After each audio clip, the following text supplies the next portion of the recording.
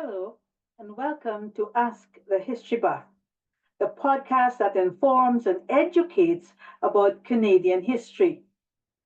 Hopefully, you will also be inspired to research some aspect of Canadian history because you heard it on Ask the History Buff.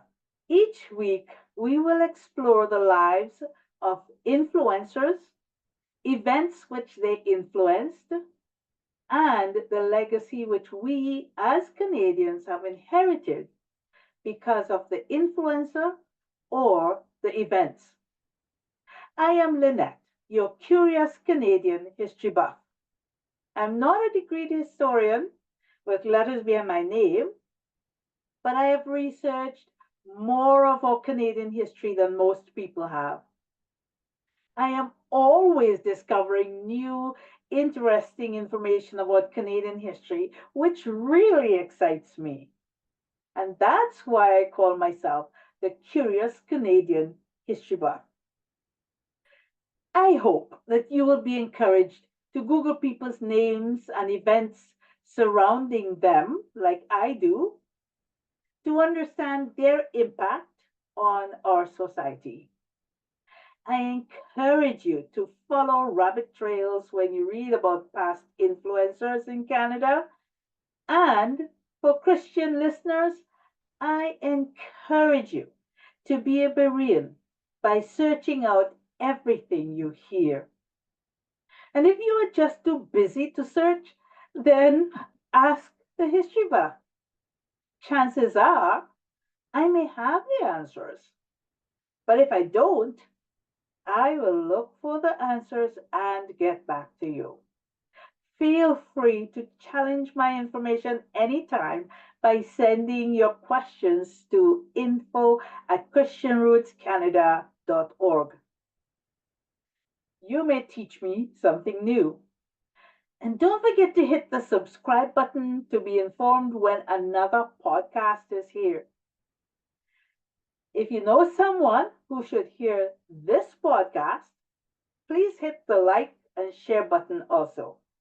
And if you want to know more about Christian Roots Canada, you can go to our website at www.christianrootscanada.org, where we have a plethora of information, interesting information, especially under articles. That's christianrootscanada.org/articles.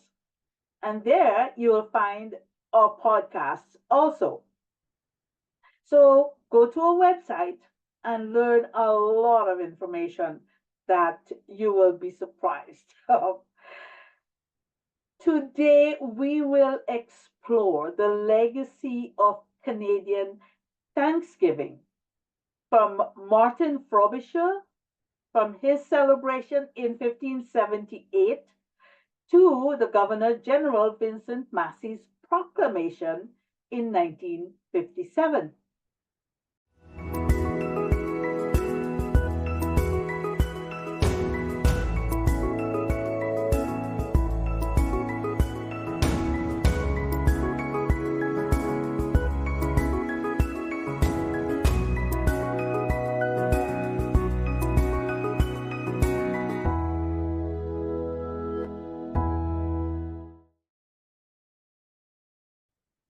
Now, history records that the first act of Thanksgiving in Canada was celebrated by Martin Frobisher in 1578.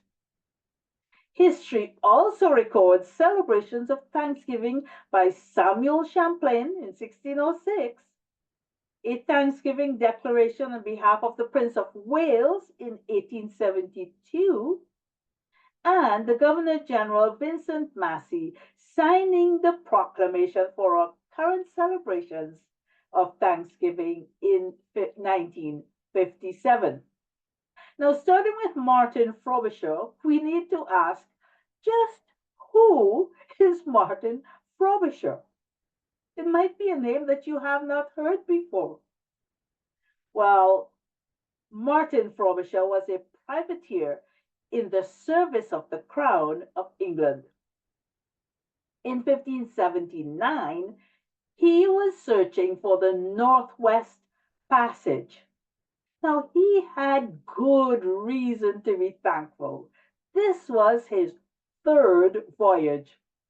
You see, for over 400 years, the search for the Northwest Passage was a search for a direct trade route between Europe and the rich Asian trade markets for spices and tea and silk. That search was often funded by a European sovereign.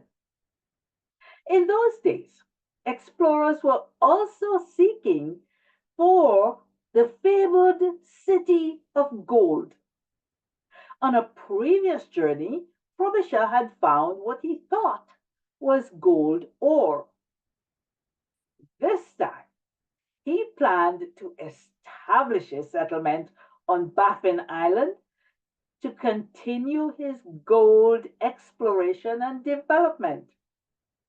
He had set off with a fleet of 15 ships for this expedition. In July, a freak storm separated some of the fleet, but providentially, they were reunited. In August, at the location now called Frobisher Bay, and that you can find in Nunavut. In that storm, he lost one of his ships. Now, in those days also, it was mandatory for British ships to have a chaplain, an Anglican priest to officiate Holy Communion and Sunday worship. Accordingly, Reverend Robert Woolfall officiated at a communal meal and service to give thanks to God for reuniting them. Richard Collinson, one of the participants of that voyage, said of the occasion that Woolfall, and I quote, made unto them a godly sermon, exhorting them especially to be thankful to God for their strange and miraculous deliverance in those so dangerous places. Their Thanksgiving meal probably consisted of dried or salted beef and crackers and peas. There was no turkey or squash and pumpkin pie like we have today. Frobisher did not find the Northwest Passage, nor did he establish a settlement in Nunavut. And at this point, I want to digress to point out some similarities between Cartier's experience and Frobisher's. Even though Jacques Cartier did not leave a legacy of thanksgiving, he also was commissioned by the French sovereign Francis I to search for that elusive Northwest Passage. The story is told that Jacques Cartier thought he had discovered the way to China when he sailed up the St. Lawrence River. The natives had told him that there was a sea close to the St. Lawrence if he could get beyond the rapids. Because he thought that the rapids prevented him from getting to Asia, he called the rapids La Chine, which is the French for China. That term was soon morphed into the word Lachine, as in Lachine Rapids or the Lachine Canal. Like Frobisher in 1542, with Cartier's last voyage, Cartier's gold was nothing more than iron pyrite or fool's gold. Back to the Thanksgiving story. The next Thanksgiving event occurred with the first official settlers in Canada. Dubois and Champlain had rebuilt the new French colony at Port Royal in Nova Scotia, which is now called Annapolis Royal. And that was after they had abandoned the St. Croix Island. In 1604 and 1605 winter, Pierre de Guademont and Samuel Champlain established the first French settlement on St. Croix Island, now in Maine. That island is in Maine.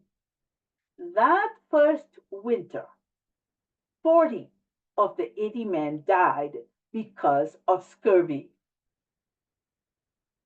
In the second winter, 1605-1606, when they had changed their location to Port Royal, like I said, it's now called Annapolis Royal in Nova Scotia, Champlain encouraged the men to be more active in the winter by creating a club called the Order of Good Cheer.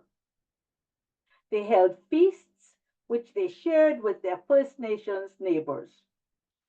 That winter, only 12 people died of scurvy. The following winter, in 1606-1607, Dubois' friend, Baron Jean de Biencourt de Poutrincourt, was appointed as lieutenant governor of Acadia, while Dubois remained in France. He arrived around November 14th, which then became their day of Thanksgiving, which they shared with their Mi'kmaq neighbors. To welcome Poutrincourt, Champlain made a feast, while Marc Lescarbot, the lawyer and travel writer among them, wrote a play called Le Théâtre de Neptune en la Nouvelle-France. The play was written in the style of a reception to celebrate the arrival of an important person. The travelers were welcomed by the god Neptune, surrounded by a court of Tritons and Indians, who recited the praises of the European leaders and sang songs which glorified the king, Henry IV. The play, written in French, attempted to represent life in the New World, incorporating native roles with a few native words. In 1609, this play was published by Lescarbot as part of his collection of poems, Les Muses de la Nouvelle-France. The next official Thanksgiving celebration in Canada was at the end of the French-Indian War. When New France came under the control of the British in 1763, the citizens of Halifax celebrated with a special day of Thanksgiving. The next Thanksgiving occasion was in 1799, when the commemoration was in celebration of the military victory of British North America over its enemies. In Upper and Lower Canada, the Thanksgiving was celebrated on different dates. In 1816, for example, the Thanksgiving celebration was in honor of the end of the War of 1812. This was celebrated in Lower Canada on May 21st and in Upper Canada on June 18th. In 1838, Thanksgiving was celebrated in Lower Canada for the end of the Lower Canada Rebellion. From 1841 to 1867, Upper and Lower Canada were merged into the United Province of Canada. During this period, Thanksgiving was celebrated as a solemn midweek event 6 times between the years of 1850 to 1865. After Confederation in 1867, the first Thanksgiving was celebrated on April 5th, 1872, as a civic holiday, celebrating the recovery of the Prince of Wales, who became later King Edward, to his recovery from severe illness. In 1879, Thanksgiving was consistently celebrated annually in either late October or early November. After World War I and beginning in 1921, the Armistice Day Act was amended so that both Armistice Day and Thanksgiving would be celebrated on the Monday of the week of November 11th. In 1931, Armistice Day was renamed Remembrance Day, and Thanksgiving was celebrated on a different day, creating two different holidays. From 1931 to 1957, Thanksgiving was set by proclamation of the Governor General, usually falling on the second Monday in October. In 1935, that was changed because of a general election. Would you believe that? No Thanksgiving because of the general election. In January of 1957, an act of parliament fixed Thanksgiving as the second Monday in October. On January 31st, 1957, the Governor General of Canada, Vincent Massey, issued a proclamation which stated that Thanksgiving was, and I quote, a day of general thanksgiving to Almighty God for the bountiful harvest with which Canada has been blessed, to be observed on the second Monday in October, unquote. I hope you saw the Thanksgiving connections between Martin Frobisher, Samuel Champlain, the Prince of Wales, and the Governor General Vincent Massey. Martin Frobisher thanked God for spared life. Champlain and Lescarbot were thankful for settlers not dying from scurvy and for the arrival of the new Lieutenant General. The citizens of Halifax celebrated the end of the French Indian War with Thanksgiving. Thanksgiving was celebrated as a result of the military victory of North America over its enemies. Thanksgiving was celebrated after the War of 1812. Thanksgiving was celebrated after the Lower Canada Rebellion. Thanksgiving was celebrated as a solemn midweek event. Thanksgiving was celebrated after the Prince of Wales recovered from serious illness. After World War I, both Thanksgiving and Remembrance Day or Armistice Day were celebrated in the same week. From 1931, Thanksgiving was celebrated on the second Monday of October by proclamation of the Governor General. In 1957, it became a fixed holiday by an act of Parliament which stated it shall be a day of general thanksgiving to Almighty God for the bountiful harvest with which Canada has been blessed, to be observed on the second Monday in October.